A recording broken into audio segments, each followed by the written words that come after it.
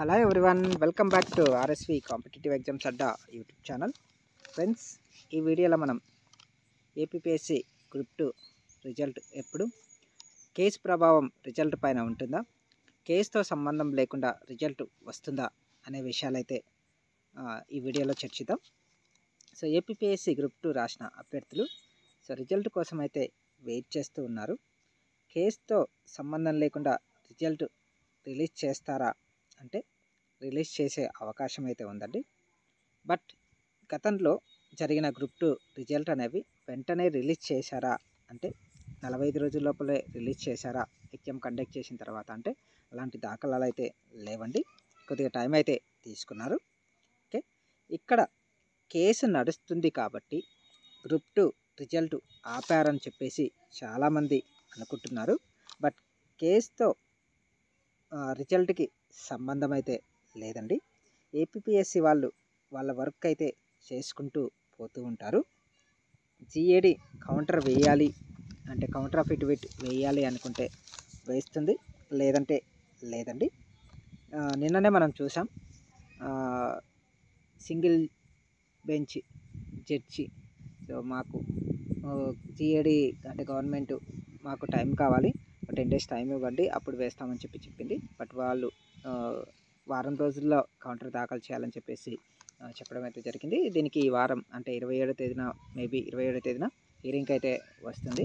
అప్పుడు ఈ GAD general administrative department మాకు కొద్దిగా బిజీ పనుల వల్ల మేము కౌంటర్ దాఖలు చేయలేకపోతున్నాం, ఇంకా కొద్దిగా సమయం కావాలి అని కోరుకుంటే కోర్టు ఇస్తుందండి.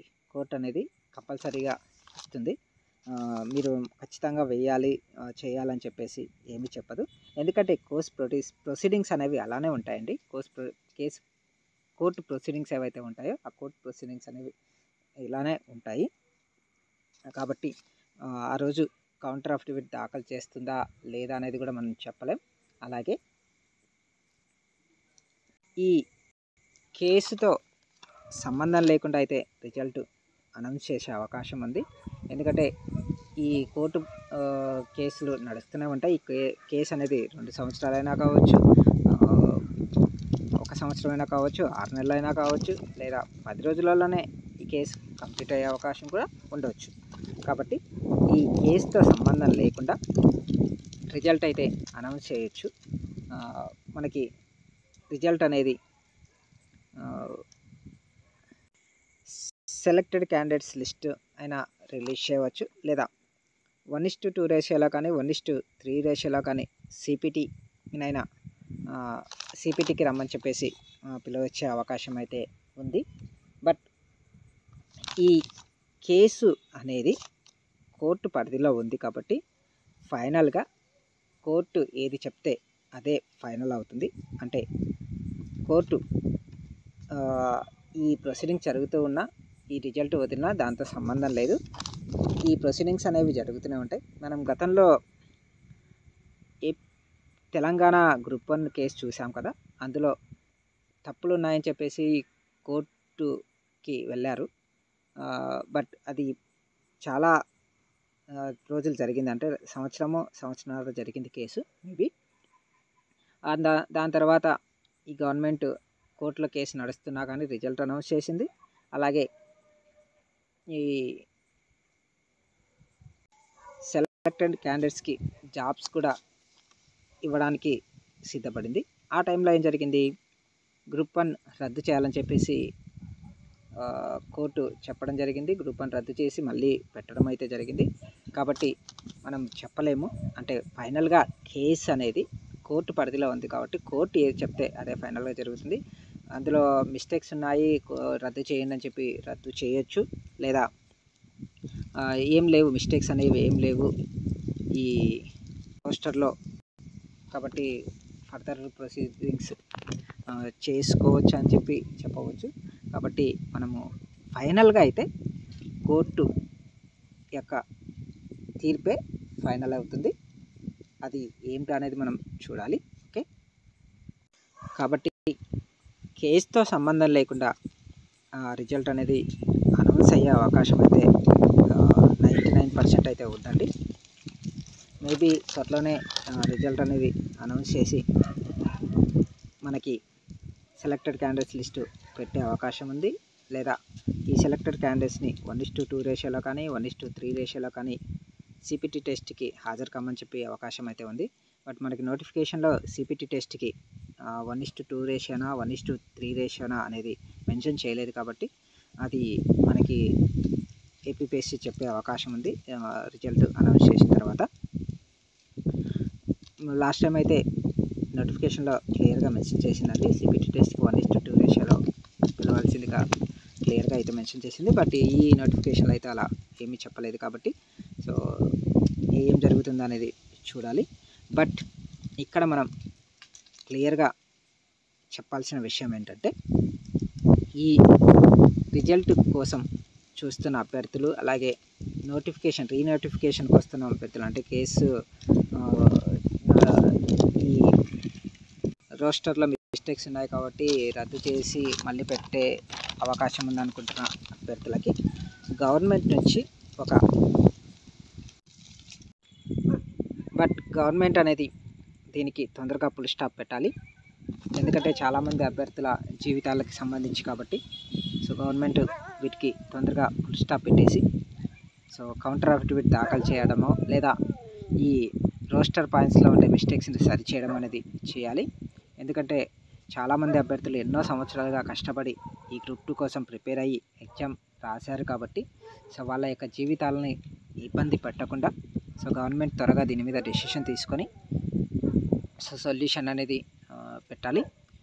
తొందరగా జిఏడి జనరల్ అడ్మినిస్ట్రేటివ్ డిపార్ట్మెంట్కి కౌంటర్ అఫిడవిట్ దాఖలు చేసి క్లియర్గా దాంట్లో రోస్టర్ మిస్టేక్స్ని సరిచేసి పెట్టేస్తామని చెప్పేసి అనౌన్స్ చేసేలాగా గవర్నమెంట్ చొరవ చూపాలి. ఎందుకంటే ఈ రిజల్ట్ అనేది చాలామంది జీవితాల మీద ప్రభావం చూపుతుంది కాబట్టి ఈ కేసు అనేది చాలా జీవితాలతో ముడిపడి ఉంది కాబట్టి ఖచ్చితంగా గవర్నమెంట్ తొందరగా దీన్ని సరిచేసి సొల్యూషన్ అయితే ఇవ్వాలి ఫ్రెండ్స్. లేకపోతే చాలామంది అభ్యర్థులు ఇబ్బంది పడతారు. చాలామంది అభ్యర్థులు ఇప్పుడు ఏమనుకుంటున్నారంటే ఈ కేసు నడుస్తుంది కాబట్టి రిజల్ట్ అనేది అనౌన్స్ కాదనే గమనం అయితే ఉన్నారు. దాంతో అయితే కంపల్సరీగా సంబంధం లేదండి, కేసుతో సంబంధమే లేదు. రిజల్ట్ అనేది కంపల్సరీగా వస్తుంది నాకు తెలిసినంత వరకు. కాబట్టి మీరు అనుకున్నట్లుగా కేసు అనేది నడుస్తుంది కాబట్టి కోర్టు పరిధిలో ఉంది కాబట్టి రిజల్ట్ అనేది ఇప్పుడు అనౌన్స్ కాదు. అలాగే ఈ కేసు కంప్లీట్ అయ్యేంత వరకు రిజల్ట్ను వదలరు అని మాత్రం అనుకోకండి, ఎందుకంటే దాంతో సంబంధం లేదండి. ఎందుకంటే గవర్నమెంట్ అనేది కంపల్సరీగా వాళ్ళ ప్రొసీజర్ అయితే ఫాలో అవుతుంది. ఏపీపీఎస్సీ ఖచ్చితంగా వాళ్ళ ప్రొసీజర్ అయితే ఫాలో అవుతూ పోతూ ఉంటుంది. మీకు తెలుసు ఆల్రెడీ చాలామంది అభ్యర్థులు ధర్నాలు చేసిన చాలా 2-3 రోజులు వెయిట్ చేసిన ఏపీపీఎస్సీ అనేది తన పరిధిలోనే తను వెళ్ళి ఎగ్జామ్ అనేది కండక్ట్ చేసింది. ఇవన్నీ చాలా కారణాలు అయితే చెప్పింది కాబట్టి మీరైతే రిజల్ట్ అనేది రాదు అని మాత్రం అనుకోకండి. కాబట్టి రిజల్ట్ అనేది మనకి త్వరలోనే వచ్చే అవకాశం అయితే ఉంది. సో మీరు దానికి రెడీగా ఉండండి ఫ్రెండ్స్. ఓకే, ఇదండి ఈ ఏపీపీఎస్సీ గ్రూప్ 2 రిజల్ట్కి సంబంధించి, అలాగే కేసు ప్రభావానికి సంబంధించి. మీకు ఈ వీడియో నచ్చినట్లయితే తప్పకుండా లైక్ చేయండి, షేర్ చేయండి. అలాగే మన ఛానల్ని ఫస్ట్ టైం చూస్తున్నట్లయితే ఛానల్ తప్పకుండా సబ్స్క్రైబ్ చేసుకొని పక్కన బెల్ సింబల్ ఉంటుంది, దాన్ని యాక్టివేట్ చేసుకోండి. అలాగే ఈ నెక్స్ట్ ఫర్దర్గా పడే ఎగ్జామ్స్కి అయితే ప్రిపేర్ అవ్వండి. అలాగే గవర్నమెంట్ జాబ్ నోటిఫికేషన్కి సంబంధించిన క్యాలెండర్ని రిలీజ్ చేసి వాటికి తగ్గట్లుగా పిల్లల్ని తయారు చేసే విధంగా చేయాలని చెప్పేసి కోరుకుంటున్నాను. ఎందుకంటే దీని మీద ఆధారపడకుండా వేరే ఎగ్జామ్స్కి ప్రిపేర్ అయ్యే అవకాశం ఉంటుంది కాబట్టి సో తొందరగా జాబ్ క్యాలెండర్ అయితే గవర్నమెంట్ రిలీజ్ చేయాలి.